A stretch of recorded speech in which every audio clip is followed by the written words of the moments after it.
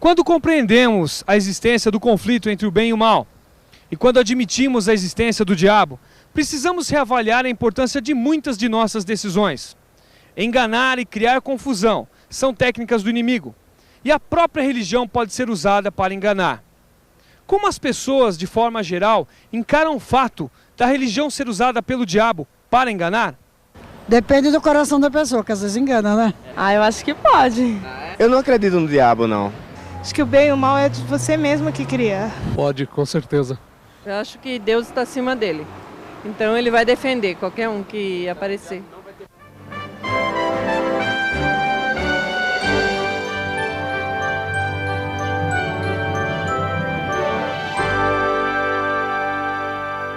Existem anjos, às centenas, quem sabe às milhares, aos milhares, nesse lugar. E vamos nos unir a eles, louvando o nome do Senhor.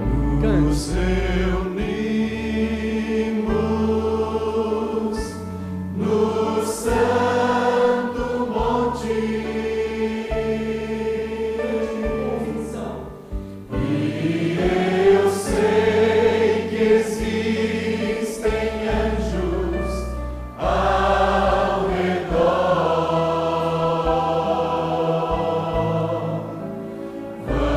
Vamos louvar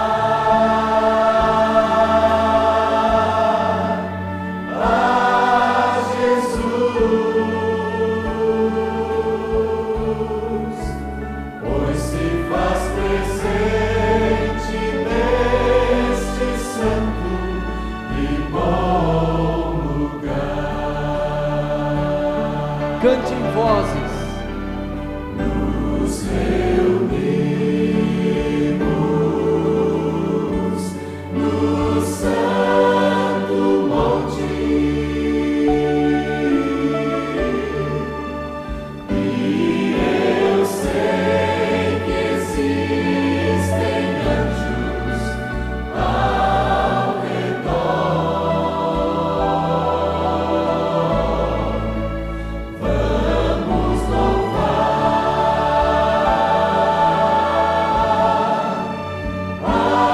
a Jesus,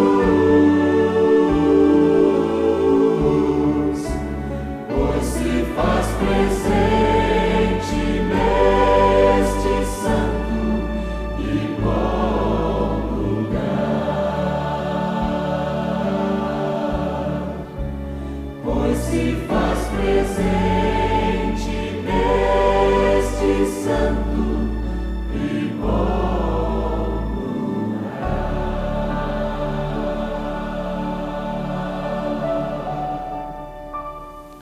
Muito boa noite a todos. É tão bem estar juntos mais uma vez, depois de alguns acontecimentos, mas todos se lembrarão que eu falei, cada vez que fazemos este assunto, o diabo fica zangado. Aconteceram coisas fora do nosso controle, fora da nossa explicação, mas o inimigo não pode vencer. Nós precisamos continuar. E a causa de Deus há de vencer. Vamos orar a Deus. Pai nosso que estás nos céus, hoje à noite vamos abrir o livro. Vamos estudar uma profecia muito importante que vai desmascarar o inimigo. Por isso ele está zangado. Pedimos a tua presença, a presença dos santos anjos, para que ele não possa fazer nada para impedir a pregação da palavra. Abençoe cada ouvinte aqui em Vila Formosa e em muitos outros lugares no Brasil e no mundo. Abençoe o pregador para que possa não falar de si mesmo, mas somente da tua palavra, em nome de Jesus. Amém. Hoje à noite queremos ir para o livro de Apocalipse mais uma vez. Este livro que é o último dos 66 livros da Bíblia. Este livro que fala da queda e surgimento de nações. O livro foi escrito por um dos 12 apóstolos. Tem sido chamado Filho de Trovão, ele e o seu irmão. Um dia, a mãe de João e Tiago, seu irmão, a mãe veio fazer um pedido especial a Jesus. Todas as mães têm preconceito. Eu não conheço nenhuma mãe que não tem preconceito. Sempre acham que seus filhos são mais bonitos que os outros. A maior prova que eu tenho que mães têm preconceito é uma prova absoluta, porque minha mãe achava que eu era muito bonito. Isso prova que as mães nem sempre olham certo, não é? E esta mãe veio para Jesus e disse: meus filhos são mais bonitos do que os outros e mais inteligentes do que os outros. E por isso eu vou pedir um favor para eles. E temos as palavras dela nas Escrituras, em São Mateus 20, 21. Ela disse: manda que no teu reino estes meus 2 filhos se assentam, um à tua direita e o outro à tua esquerda. Ela queria os filhos dela mais perto de Jesus. Não importava os outros ficar mais longe, mas queria que eles ficassem mais perto no reino, ao lado de Jesus no seu trono. E João teve o privilégio de passar a sua vida vivendo pela causa de Jesus. E por isso ele foi preso. Por isso ele foi para a ilha de Patmos. Lá nesta ilha, abandonado por todos, sentado na praia, ele viu as visões do livro de Apocalipse. E começamos a estudar essas visões. Apocalipse 12, 1. Ele disse: viu-se grande sinal no céu, a saber, uma mulher vestida do sol, com a lua debaixo dos pés, e uma coroa de 12 estrelas na cabeça. O que significa tudo isso? O que pode significar? Quer a minha opinião? Mais forte. Muito bem. Porque nós queremos, mais uma vez, dar ênfase que nada que eu falo aqui é a minha opinião. Nós queremos agora ir para as Escrituras, comparando com Escritura. Esta mulher, o que representava? O que representava a coroa de 12 estrelas? O que representava o sol e a lua? O que quer dizer tudo isso? Nós vamos para as Escrituras. Se lembra que estudamos? Regra sobre regra, preceito sobre preceito, um pouco aqui e um pouco ali. E indo para as Escrituras, descobrimos que nas profecias bíblicas, uma mulher sempre representa uma igreja. Como posso saber? Eu posso saber, em primeiro lugar, abrindo a Bíblia no Velho Testamento, em Oséias 2, 19 e 20. Posso também ver no livro de Isaías, capítulo 54, 1 e 8. Não temos tempo hoje para ler todas essas passagens. Ezequiel 16, 8 a 14. Também 2 Coríntios, no Novo Testamento, capítulo 11, versículo 2. Efésios 5, 21 a 23.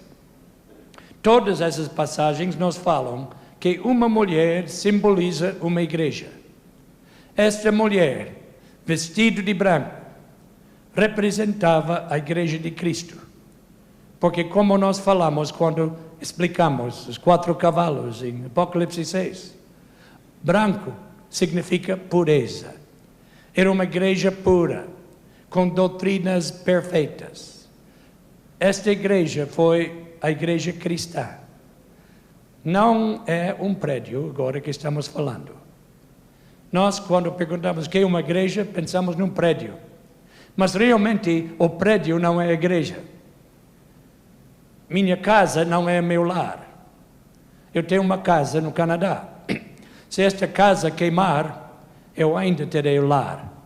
Posso ficar sem casa, mas não fico sem lar, não é? Eu posso levar a minha família para outro lugar, meu lar continua. A igreja não é um prédio. A igreja é uma congregação. Não é prédio, mas sim congregação. O povo que forma a igreja. A mulher representava um povo de Deus, que se formou seguindo os passos de Jesus. Agora, disse que ela estava vestida com o sol. O que significa o sol? Mais uma vez, não queremos ir para a opinião humana. Queremos voltar para as Escrituras. E a Bíblia nos fala que o sol representa o Evangelho. Ela estava vestida de sol porque a igreja surgiu no primeiro século de cristianismo. Como podemos saber que o sol representa o Evangelho? Mais uma vez, não temos tempo para ler todas as passagens, mas vamos citar ou fazer referência. Efésios 5, 21 a 23, nos fala isso.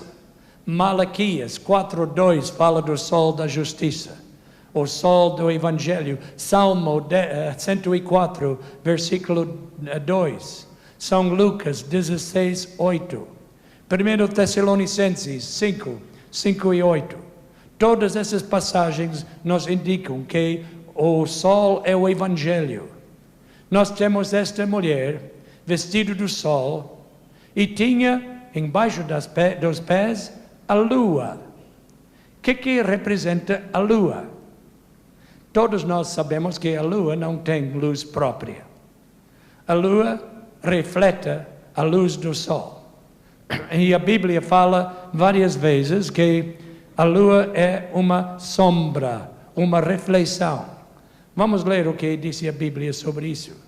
Em Hebreus capítulo 10, versículo 1, temos um exemplo que é repetido em Colossenses 2:17. O que disse lá? Que a lua é uma sombra do Evangelho. Por quê? Porque a luz do sol é refletida pela lua. As sombras, como vamos ler, foram os sacrifícios do Velho Testamento. Não tinha luz própria. Refletiam a luz da vinda de Cristo, do sol, do Evangelho. Nenhuma ovelha podia salvar alguém. A ovelha só refletia a luz do Salvador. A ovelha, eis o Cordeiro de Deus que tira os pecados do mundo. O santuário do Antigo Testamento, com todos os símbolos e sacrifícios, era somente um reflexo. Em Hebreus capítulo 10, temos essas palavras. Ora, visto que a lei tem sombra dos bens vindouros, não a imagem real das coisas, nunca jamais pode tornar perfeitos os ofertantes, com os mesmos sacrifícios que ano após ano perpetuamente eles oferecem. A lua representava a sombra, os sacrifícios, e a lua estava embaixo dos pés da mulher. Porque esta época já havia passado. O tempo de sacrifícios havia passado. E agora Jesus chegou para a sua igreja, o Salvador perfeito. Os sacrifícios do Antigo Testamento não tinham mais valor. Não tinham porque Jesus havia chegado. Os cordeiros não precisavam mais morrer, porque a cortina do templo se rasgou de cima para baixo, mostrando que para sempre acabou os sacrifícios. Agora estava entrando a era do sol, não precisava mais de sacerdotes, não precisava mais de cerimônias, porque Jesus, quando ele morreu na cruz, lançou a sombra para trás e a sombra acabou. Jesus, o Cordeiro de Deus, se tornou o pastor e o sacrifício. Os sacrifícios terminaram. Continuando agora, versículo 2. Que achando-se grávida, estamos falando da mulher, grita com as dores de parto, sofrendo tormentos para dar à luz. Não, agora sabemos que temos uma mulher e a mulher é grávida. Está já sentindo dores de parto. Agora a história fica mais interessante e mais misteriosa. Você gosta de um filme de mistério? Agora temos uma coisa mais interessante do que qualquer filme. E não é mentira, não é ficção, tudo é verdade. O próximo versículo diz: viu-se também outro sinal no céu. Eis um dragão grande e vermelho com 7 cabeças, 10 chifres e nas cabeças 7 diademas. A sua cauda arrastava a terça parte das estrelas do céu, as quais lançou para a terra. E o dragão se deteve em frente da mulher, que estava para dar à luz, a fim de lhe devorar o filho quando nascesse. Está vendo o quadro? Uma mulher grávida, pronto para dar à luz, e um grande dragão vermelho que está diante dela, esperando o filho nascer, para que ele pudesse devorar o filho. Quem é este dragão? Mais uma vez, nós não vamos pela opinião humana. Nós vamos descobrir o que a Bíblia disse sobre este assunto. A Bíblia identifica o dragão sem dúvida nenhuma. E agora não vamos somente referir ao texto. É importante desmascarar o inimigo. Lemos em Apocalipse 12:9 quem é o dragão. Vamos ler. Foi expulso o grande dragão. Mas agora a Bíblia não para aqui. A Bíblia identifica, sem dúvida, foi expulso o grande dragão, a antiga serpente, que se chama Diabo e Satanás, o sedutor de todo mundo. Agora está bem claro, não é? Quem é o dragão? O dragão é a antiga serpente que tentou nossa primeira mãe, Eva. Mas se alguém tiver dúvida, também se chama o diabo. Se alguém ainda tiver dúvida, também é chamado de Satanás. E se alguém ainda tem dúvida, tem mais uma descrição: o sedutor de todo mundo. Agora não tem mais dúvida. E quem era o filho que ia nascer à igreja cristã? Nós vamos ver isso. Mas vamos, primeiramente, olhar atrás das cenas. Notamos o que disse Apocalipse 12. Houve peleja no céu. Miguel e seus anjos pelejaram contra o dragão. Também pelejaram o dragão e seus anjos. Todavia, não prevaleceram, nem mais se achou no céu lugar deles. E foi expulso o grande dragão, a antiga serpente, que se chama Diabo e Satanás, o sedutor de todo o mundo. Sim, foi atirado para a terra e com ele os seus anjos. Ele declarou guerra contra Deus e contra o Filho de Deus. E houve uma guerra, mas ele não venceu. Ele nunca será o vencedor. Ele pode parecer vencendo, mas ele sempre será derrotado. Ele estava com ciúmes do Filho de Deus, de Jesus Cristo. Chegou a odiar a Jesus. Mas Jesus ganhou a batalha. Satanás foi tirado do céu, lançado para a terra, e ele está aqui agora fazendo o seu trabalho horrível. Mas com raiva do Jesus que ganhou a batalha. E agora ele disse, agora vai nascer um filho aqui na terra. Agora é minha vez. E ele está aqui, lutando para causar problemas, como falamos em outras noites. Ele está aqui fazendo o seu trabalho contra o Evangelho de Deus. Por isso ele não queria que pregamos hoje à noite. Mas a Bíblia diz em versículo 5, nasceu-lhe, pois, um filho varão, que há de reger todas as nações com cetro de ferro. E o seu filho foi arrebatado para Deus até o seu trono. Quem é o filho que nasceu para uma mulher no começo da igreja cristã? Quem é o filho que a Bíblia disse há de reger todas as nações como o rei dos reis e senhor dos senhores? Quem é este filho que foi levado para o céu e voltou para estar com o Pai outra vez? Ninguém pode ter dúvida sobre isso. Jesus nasceu em Belém como uma criança inocente. E agora o grande dragão Satanás dizia, agora sim, lá no céu eu perdi a batalha porque ele era o rei dos reis, mas aqui na terra ele é uma criança fraca. Eu não consegui batalhar contra um rei, mas eu posso batalhar contra uma criança. E ele esperou o nascimento de Jesus para agora aproveitar a vingança. Agora, para fazer o que ele sempre queria fazer, disse, vou matar essa criança. Que história triste. Lá nos campos de Belém, ao redor de Belém, eu tenho visitado esses campos tantas vezes, olhando os pastores cuidando do seu rebanho.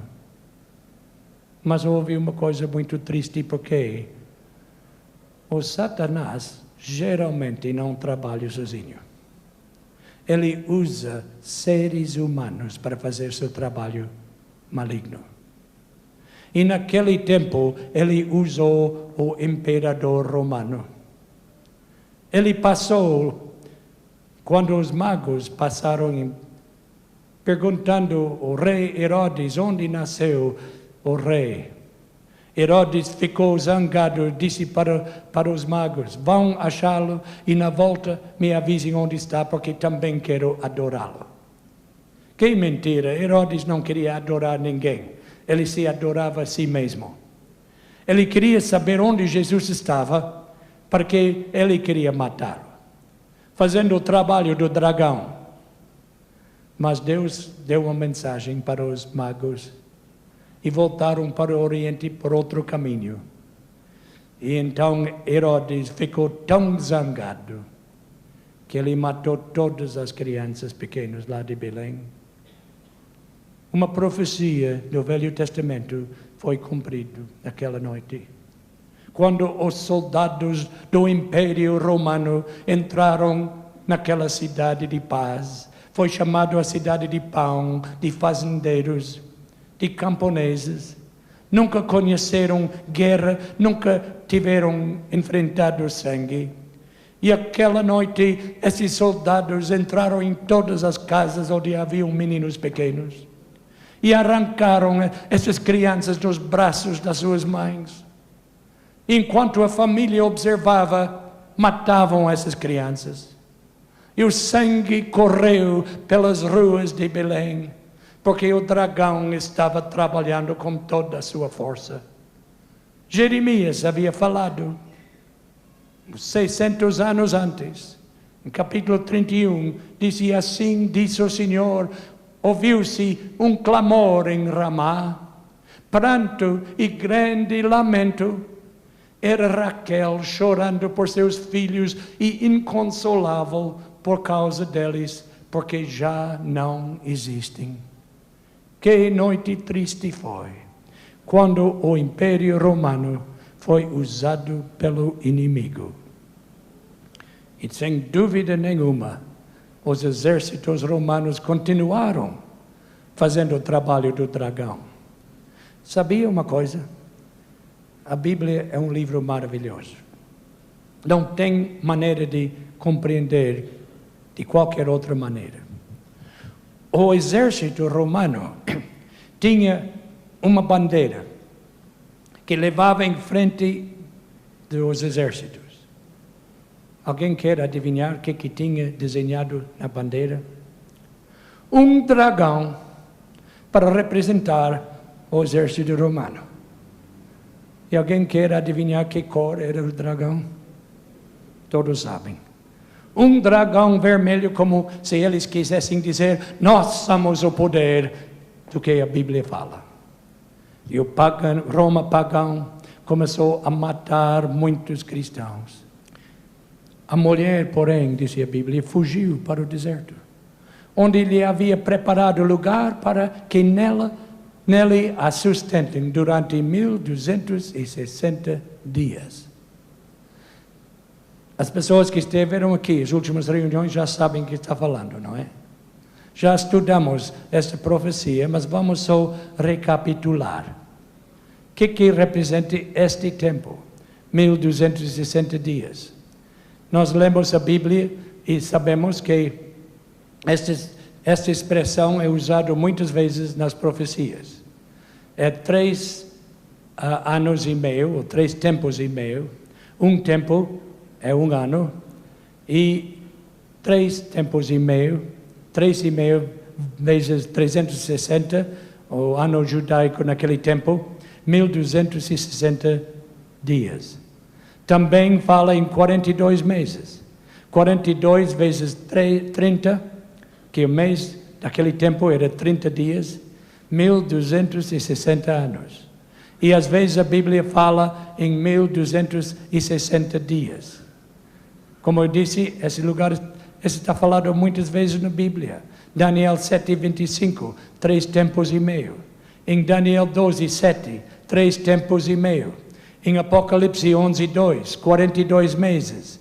Em Apocalipse 11:3, 1260 dias.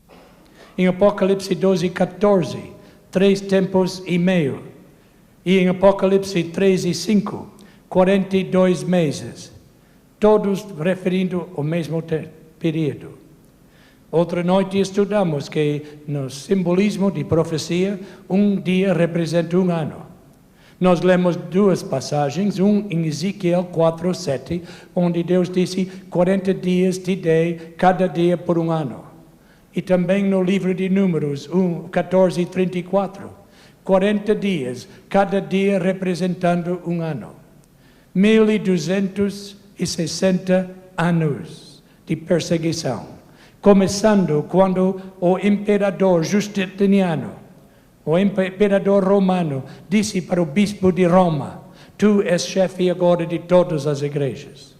E começou um tempo de perseguição romana, que durou 1260 anos, terminando em 1798, quando Napoleão usou seu general Berthier para prender o Papa. Nós vamos agora olhar alguma coisa curiosa. Eu vou mostrar uma ilustração, mas primeiro eu quero fazer uma pergunta a todos. Quando eu viajo no oeste de Canadá, tem muitas montanhas e às vezes não deu para fazer estradas atravessando as montanhas que eram muito altas e fazia um túnel dentro da montanha para passar. E às vezes chegando num carro num lugar bem alto, a gente pode olhar lá embaixo e ver a entrada e a saída do túnel. Se eu estou olhando, tem um túnel para o trem passar. E entra um trem que é cargueiro, com máquina amarela puxando. Eu vejo o trem entrar no túnel. O que eu espero que vai sair do outro lado? Um trem que é cargueiro com máquina amarela, não é? Seria uma coisa muito estranha ver um trem cargueiro com máquina amarela entrar na montanha e ver sair da montanha um trem de passageiros com cor bronze. Uma igreja entrou no túnel de 1260 anos, que os historiadores chamam a Idade Escura. Esta igreja passou o primeiro século, depois o segundo século, depois o terceiro século, e entrou no túnel. Era a igreja cristã. 538. Mas olhamos o que saiu do túnel. Não uma igreja, mas muitas igrejas. O que houve? Durante o tempo da Idade Escura, mudaram as doutrinas de Cristo tanto que quando saiu a igreja, tinha muitas igrejas diversas, cada igreja ensinando outra coisa. O que aconteceu quando a igreja estava dentro do túnel? A igreja cristã de Deus estava fugindo da perseguição. Primeiro, embaixo do imperador romano. Quantas vezes tenho visitado Roma, visitado os lugares onde os cristãos foram mortos. Alguns jogados para os leões, outros queimados. Havia igrejas grandes que não estavam escondidas, mas isso não era a igreja de Deus. A igreja de Deus estava fugindo porque naquele tempo era proibido ler a Bíblia. Não eram os templos grandes que continha o povo de Deus. Eles estavam escondidos porque podiam ir preso só pelo crime de ler a Bíblia. Eles tiveram que fugir e se esconder. E muitas vezes foram apanhados, porque era contra a lei. Lá na Itália, eu visitei o lugar dos valdenses, que guardavam o sábado e seguiam a Bíblia, mas foram perseguidos e muitos deles morreram. Foi com emoção que eu olhei as casas onde eles viviam. Foi com emoção que eu entrei num púlpito, numa igreja deles que ainda existe, e eu vi a sua Bíblia escrita à mão, que pregavam a verdade de Deus. A igreja estava escondida. O povo de Deus estava fugindo nas montanhas, porque os soldados estavam procurando os cristãos para os matar. E quando apanhavam os cristãos, não importava que fosse homem, mulher, criança, todos foram mortos, porque o dragão estava zangado. Ele se irritou contra pessoas que seguiam a Bíblia. E mais ou menos 50 milhões, que é conservador o número, morreram. Morreram não porque cometeram crime, mas morreram porque queriam seguir a Jesus. A profecia continua, então ouvi grande voz do céu, proclamando, agora veio a salvação, o poder, o reino do nosso Deus e a autoridade do seu Cristo. Pois foi expulso o acusador de nossos irmãos, o mesmo que os acusa de dia, de noite, diante de nosso Deus. Eles, pois, o venceram pela causa do sangue do Cordeiro e por causa da palavra do testemunho que deram, mesmo em face da morte, amaram a própria vida. Apocalipse 12, 10 e 11. Nós podemos ter a vitória em Cristo, porque o diabo está zangado, mas pela morte de Cristo na cruz, nós podemos ter a vitória. Ele venceu Satanás com seu sangue derramado, para que nós pudéssemos sempre ter a vitória. As suas mãos foram amarradas, e ele morreu, a morte que nós merecíamos ter. Mas continua a profecia, disse, por isso festejai os céus, e vós que neles habitais. Ai da terra e do mar, pois o diabo desceu até vós, cheio de grande cólera, sabendo que pouco tempo lhe resta. A Bíblia diz que o diabo está zangado. Ele sabe que tem pouco tempo. Continuamos na profecia. Quando, pois, o dragão se viu atirado para a terra, perseguiu a mulher que dera à luz o filho varão, e foram dadas à mulher as duas asas da grande águia, para que voasse até o deserto, ao seu lugar, aí onde é sustentado durante um tempo, tempos e metade de um tempo, fora da vista da serpente.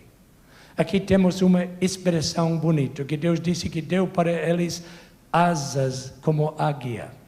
Ele falou isso para o povo de Israel quando saiu de Egito. Não foram asas de verdade, é uma profecia simbólica. Mas ele disse em Êxodo 19:4, tendes visto o que fiz aos egípcios, como vos levei sobre asas de águia e vos cheguei a mim. Durante a Idade Escura, quando a perseguição estava pior, Deus protegeu o seu povo, escondido nas montanhas, nas cavernas, não porque cometeram um crime. Estavam escondidos e perseguidos pelo mesmo motivo que perseguiram João e Tiago, simplesmente por pregar a palavra de Deus. Versículo 15, então a serpente arrojou da sua boca atrás da mulher água como um rio, a fim de fazer com que ela fosse arrebatada pelo rio. Rios de perseguição. Ele tentou afogar os crentes, o povo de Deus, com a perseguição, mas Deus protegeu o seu povo. De 1540 a 1580, somente nesses 40 anos, 900 mil cristãos foram mortos pelo crime de obedecer a Bíblia e ler a Bíblia. A Inquisição matou 150 mil de uma vez só. Eles tentaram acabar com o cristianismo, mas o próximo versículo diz: a terra, porém, socorreu a mulher. E a terra abriu a boca e engoliu o rio que o dragão tinha arrojado de sua boca. O que houve?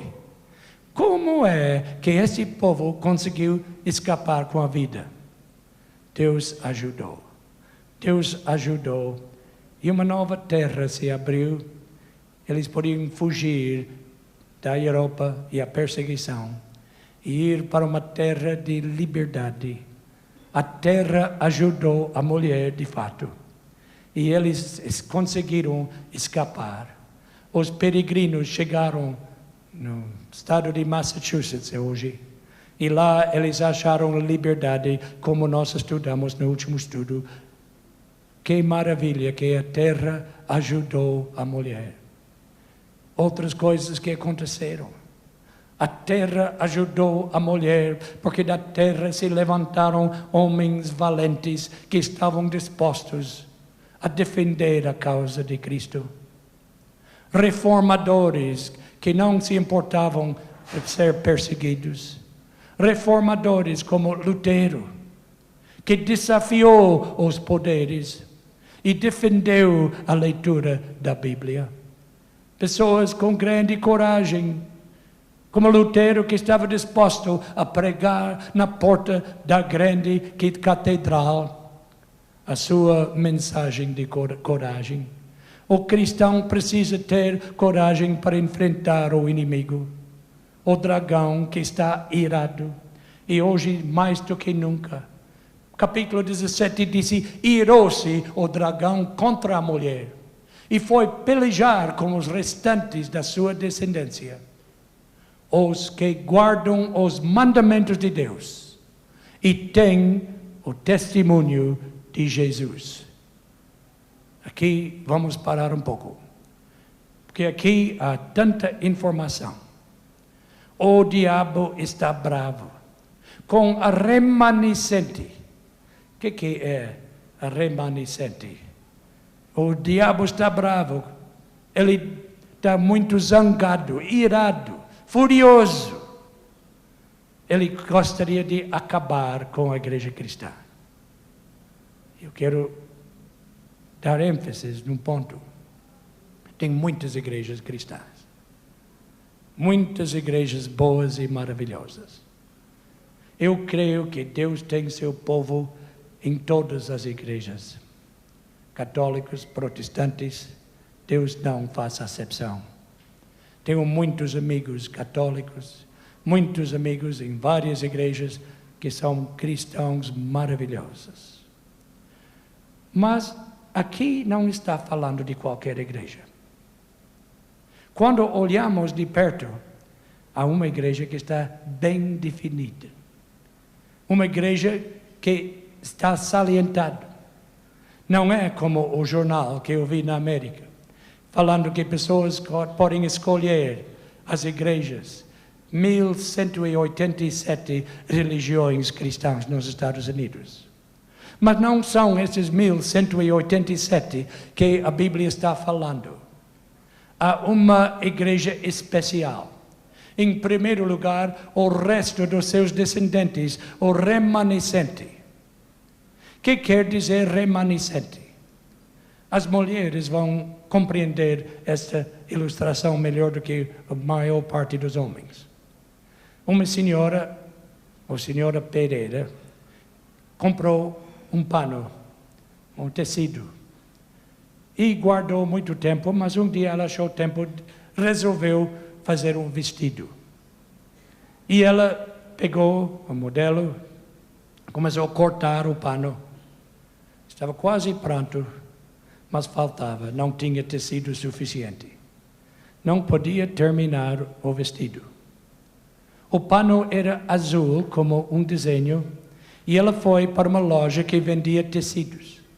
E mostrou um pedaço. Vocês têm um pano que é igual? E eles disseram sim, nós temos um pano da mesma cor. Trouxeram e era a mesma cor, mas era o desenho diferente. Disse, não serve. Tem que ser exatamente igual. Foi para uma outra loja, mostrou. Vocês têm um pano igual, isso com o mesmo desenho? Disse sim. E tinha, mas era outra cor. Disse, não serve. Tem que ser igual em todos os aspectos. Depois ela foi para uma loja e mostrou, disse, eu quero um pano com a mesma cor e o mesmo desenho. E o dono da loja disse, olha, eu tenho um rolo quase vazio, mas existe um resto. Existe um remanescente. Eu acho que é igual. E mostrou para ela e era idêntica. Porque ela havia pegado o pano do começo do rolo e agora ele pegou o pano do fim do rolo e era exatamente igual. O que quer dizer remanescente? Quer dizer que é igual. Aqui tem que ser não qualquer igreja, mas uma igreja que ensina as mesmas palavras e verdades que saíram da boca de Cristo. Não pode ser uma igreja que entrou no túnel crendo uma coisa e saiu crendo outra coisa. O remanescente quer dizer que é igual. O resto do seu semente são pessoas que fazem igual aos discípulos de Jesus. Temos mais alguns pontos de identificação que estão dados no versículo. Duas marcas muito importantes. Disse, o dragão irou-se contra a mulher, qual melhor? Qual mulher? Contra o restante dos seus sementes, qual? Os que guardam alguns mandamentos de Deus. Os que guardam quase todos os mandamentos de Deus. Os que guardam a maioria dos mandamentos de Deus. Não é isso que a Bíblia disse. Não é 80%, 90%. Muitas pessoas guardam 9 mandamentos, mas poucos querem guardar todos os 10. Qual é outro sinal? Tem outro sinal que diz que tem o testemunho de Jesus. Não temos tempo para estudar isso hoje, mas vamos estudar isso na semana que vem. É a igreja que guarda os mandamentos de Deus que o diabo odeia mais. E se qualquer pessoa aqui resolver guardar os mandamentos de Deus, eu quero lhe dar uma advertência. Será perseguido pelo diabo. Seus amigos vão te desprezar. sua própria família possa te abandonar. Porque o diabo está bravo. É uma coisa perigosa obedecer a Deus. Eu nunca quero enganar ninguém. Eu nunca falei para ninguém que seguir a Cristo é uma coisa muito fácil. É uma coisa para pessoas que têm amor suficiente para fazer o que está certo. Temos muitas experiências de pessoas no passado que resolveram obedecer a Deus. João Wycliffe, nós vimos a estátua dele. Ele resolveu obedecer a Cristo e foi perseguido. Por isso, ele fez uma declaração. Ele já era velho quando estavam perseguindo ele. Prenderam ele, levaram ele para a cadeia. E ele perguntou: com quem vocês pensam que estão lutando? Com um velho homem à beira da sepultura? Não, com a verdade. Verdade que é mais forte do que vocês e que prevalecerá. Pregue o Evangelho de Cristo para os prelados arrogantes e o martírio virá. Ok? Deverei então ficar calado? Nunca. Deixe a tempestade cair, eu fico aguardando. Ele não tinha medo. Ele sofreu, mas ele resolveu fazer o que está certo, não o que está mais fácil. Lutero foi perseguido de uma maneira terrível. Foi chamado a comparecer diante do tribunal. E perguntaram se ele tivesse medo. O que ele disse?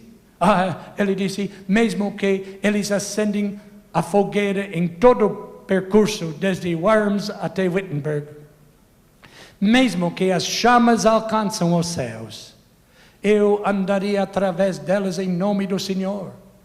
Mesmo que haja tantos demônios em Worms, quanto o número de telhas que há nos telhados de todas as casas, ainda assim eu lá entraria. Que homem de coragem! Que pessoas valentes! Hugh Latimer, um dia estava a pregar numa igreja de Inglaterra. O rei estava zangado com ele. E ele estava para pregar numa grande igreja. Alguém chegou para ele: Sr. Latimer, o rei está presente na congregação. Ele pensou em mudar o sermão, mas ele ouviu uma voz mais fiel. Disse: o rei dos reis também está escutando. E ele pregou o sermão que ele planejou. Ele foi levado fora da cidade. Ele e seus companheiros foram amarrados numa estaca e acenderam o fogo e queimaram esses homens vivos. O que ele disse quando estavam queimando ele? Ele disse para seus companheiros, ele disse: tenham ânimo, vamos hoje acender uma chama tal na Inglaterra que pela graça de Deus nunca se apagará. Que homens de coragem, que maravilha. 2 homens, João Hus e Jerônimo, foram queimados vivos. Um historiador disse: os 2 estavam conscientes de que seus últimos momentos se aproximavam. Prepararam-se para o fogo como se estivessem preparando-se para uma festa de casamento.